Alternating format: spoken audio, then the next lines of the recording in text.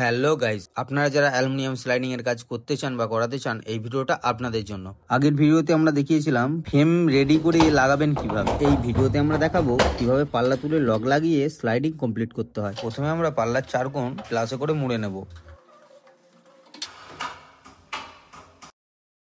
এরপর প্রথম পাল্লা তুলে দু সাইডের চাকাগুলো টাইট করে অ্যাডজাস্ট করে নেব।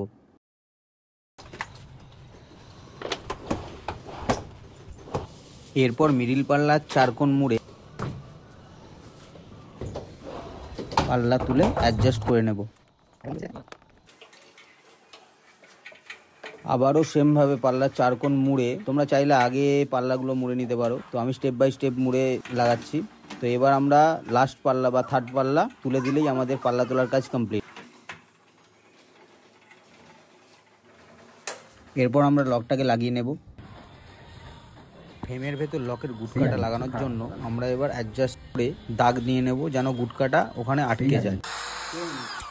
এবারে ড্রিল মেশিনে 964 বিট দিয়ে ফুটো করে টাইটার মেশিন বা স্ক্রুড্রাইভার দিয়ে টাইট দিয়ে অ্যাডজাস্ট করে নিলেই লক লাগানো বা স্লাইডিং কমপ্লিট।